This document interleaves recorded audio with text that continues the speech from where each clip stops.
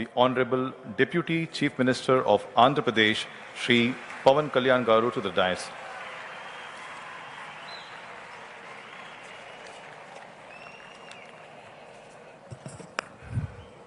వేదిక పైన ఆసీనులైన ప్రత్యేకించి సత్యసాయిబాబా గారి శత జయంతి ఉత్సవం సందర్భంగా ఇక్కడికి విచ్చేసిన మనందరి beloved Prime Minister, most respected Prime Minister in the world,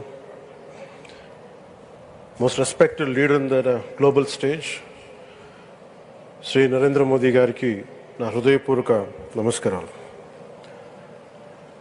అలాగే తన అపారమైన అనుభవంతో రాష్ట్రాన్ని సమర్థవంతంగా నడిపిస్తున్న నాయకులు గౌరవ ముఖ్యమంత్రి శ్రీ చంద్రబాబు నాయుడు గారికి, భారతరత్న శ్రీ సచిన్ టెండూల్కర్ గారికి, శ్రీమతి ఐశ్వర్య రాయ్ బచ్చన్ గారికి, సోదరులు నారా లోకేష్ గారికి, వేదికపైన ఆసీనులైన ప్రతి ఒక్కరికి, మంత్రివర్గానికి, బాబా గారు మహాసమాధి అయిన తర్వాత దాన్ని సమర్థవంతంగా నడిపిస్తున్న శ్రీ రత్నాకర్ గారికి, ప్రతి ఒక్కరికి పేరు పేరున నా హృదయపూర్వక నమస్కారం. ప్రత్యేకించి ఇక్కడికి వచ్చేసిన సత్యజయంతి సందర్భంగా ఇక్కడికి వచ్చిన భక్తులందరికీ, సాయిబాబా భక్తులందరికీ మనస్ఫూర్తిగా మీ అందరికీ నా నమస్కారాలు తెలియజేస్తున్నాను. సత్యసాయిబాబా గారి గురించి, గొప్పతనాన్ని గురించి మన దేశస్తుల కంటే విదేశీయులు ఎక్కువ చెప్తారు ఆయన గురించి. కొన్ని సందర్భాలు ఇప్పుడు సింగపూర్ వెళ్ళినప్పుడు ఒక 30 సంవత్సరాల క్రితం చైనీస్ ఇళ్లలో చూశాను సత్యసాయిబాబా గారి ఫోటోగ్రాఫ్. అలాగే ఒక హాలీవుడ్ యాక్టర్ స్టీవెన్ సిగాల్ అని చాలా సంవత్సరాల క్రితం, దాంట్లో క్లోజ్ టు ఒక 20 సంవత్సరాల క్రితం అనుకుంటా, చిరంజీవి గారిని ప్రత్యేకించి అడిగి, మా అన్నయ్య చిరంజీవి గారిని ప్రత్యేకించి అడిగి నేను బాబా గారిని కలవాలి అని చెప్పి ఇక్కడ బెంగళూరులో ల్యాండ్ అయినా ఇక్కడ ఫ్లైట్కి ఆయనకు వచ్చి ఆశీర్వాదాలు తీసుకుని నాకు చాలా ఆశ్చర్యం కలిగేది. ఒకరి గొప్పతనం, ఒకరి తేజస్సు ఎలా తెలుస్తుందంటే ఎలా వెళ్ళింది దీని గురించి నేను అనుకుంటా ఉండేవాడిని.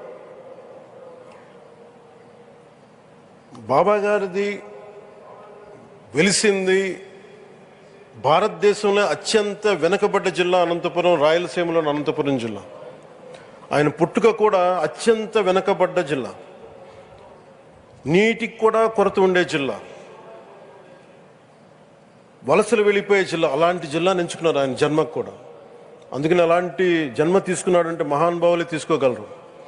ఒక 40 సంవత్సరాల క్రితం ఎవరైనా ఊహించుకోగలమా?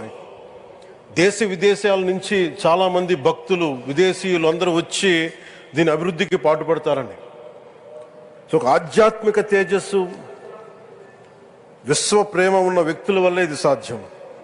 అలాంటి వ్యక్తుల కోసం ప్రత్యేకించి గౌరవ ప్రధానమంత్రి నరేంద్ర మోదీ గారికి ఇష్టమైనది ప్రజలందరికీ కనీసం ఒక 50 లీటర్ల నీళ్ళు ఇవ్వాలి, అది రక్షిత మంచినీరు ఇవ్వాలి. అలాంటి పథకం, ఒక 50 లీటర్ల నీళ్ళు కనీసం ఇవ్వాలి అనేది ఒక వ్యక్తికి ఆ సంకల్పం నరేంద్ర మోదీ గారు దీన్ని ముందుకు తీసుకొచ్చారు. ఒక ప్రభుత్వ పరంగా దీన్ని ప్రధానమంత్రి గారు తీసుకొస్తే, ఒక ఆధ్యాత్మిక గురువుగా ఏ ప్రభుత్వం ఆలోచించినప్పుడు, ప్రభుత్వాలే దీని గురించి సగటు వ్యక్తికి నీరు ఎలా అందించాలనుకున్నప్పుడు దాన్ని ఆలోచించింది సత్యసాయిబాబా గారు ఆలోచించారు. అప్పుడు ముఖ్యమంత్రిగా చంద్రబాబు గారు ఉన్నప్పుడు వారికి ఒకటే చెప్పారని, నేను ప్రజలకి దాహం తీర్చాలనుకుంటున్నాను. నాకు తెలిసిన భక్తులు, ఒక భక్తులు, ఒక ఆయన సింగిల్ హ్యాండెడ్గా 400 crores 400 కోట్ల రూపాయలు ఈ పథకానికి, ఈ పథకానికి ఇస్తాను, దాహం తీర్చే పథకానికి ఇస్తాను అంటే, దానికి ఆ రోజున ప్రత్యేకించి అలాంటి పర్మిషన్స్కి వీటికి కొంచెం కష్టాలు ఉన్నప్పుడు గౌరవ ముఖ్యమంత్రి నారా చంద్రబాబు నాయుడు గారు వీటికి అండగా ఉండి ఈ సత్యసాయి, ఈ దాహం తీర్చే ఈ పథకానికి, అంటే మనం చెప్పాలంటే జల్ జీవన్ మిషన్ అంకురం సాయిబాబా గారు చేశారు ఇక్కడ. ఇది తమిళనాడులో కానీ తెలంగాణలో కానీ మిగతా అన్ని రాష్ట్రాల్లో కూడా ఈరోజు చేయగలుగుతున్నామంటే దానికి అంకురం సాయిబాబా గారు అందించారు. ఆయన సేవ తత్పరత, ఆయనది ఎవరెవరో ఎంతమంది ప్రభావితం చెందారో లెక్కలేదు. ఒకసారి సేవ చేసే వాళ్ళందరినీ చూస్తూ ఉంటే మా వదిన గారు చెప్పారు, ఒకసారి భోజనం తింటా ఉంటే ఎవరిని ఇంకొకసారి ఇది కొంచెం అన్నం పట్టరా అంటే మా అన్నయ్య గారు చెప్పారండి. వాళ్ళ అన్నకు ఆయన ఎవరో తెలుసు, ఆయన ఒక farmer IAS officer, senior IAS officer అని. ఆయనకి సెలవులో ఉన్న సమయంలో వచ్చి ఇక్కడ సేవ చేస్తారని. ప్రత్యేకించి ఒక వ్యక్తి, ఒక మహానుభావుడు ఎంతమందిని ప్రభావితం చేయగలిగారంటే, ఐఏఎస్లు కావచ్చు, మన ఈ రోజున సచిన్ టెండూల్కర్ గారు కావచ్చు, వేదిక పైన మహానుభావులు ఎందరో కావచ్చు, వీళ్ళందరినీ ప్రభావితం చేసే ఒక అరుదైన ఆధ్యాత్మిక శక్తి మన భారతదేశంలో, మన అనంతపురంలో, మన ఆంధ్ర రాష్ట్రంలో ప్రపంచానికి వెలుగులిచ్చే ఒక మహా వ్యక్తి పుట్టడం, ఆయన శత జయంతి సందర్భంగా ఇక్కడ మనందరం ఏకం కావడం చాలా ప్రత్యేకమైన ఆనందాన్ని కలిగించింది. ఆయన సేవా తత్పరతని, స్ఫూర్తిని మున్ముందు మేమందరం కొనసాగిస్తాం. గౌరవ ప్రధానమంత్రి ఆర్ బిలౌడ్ ప్రైమ్ మినిస్టర్ ఆధ్వర్యంలో మేమందరం కొనసాగిస్తామని తెలియజేసుకుని, ఇదే సేవా తత్పరతని ముందుగా అందరం కొనసాగించాలని తెలియజేసుకుని సెలవు తీసుకున్నాను. జై హింద్.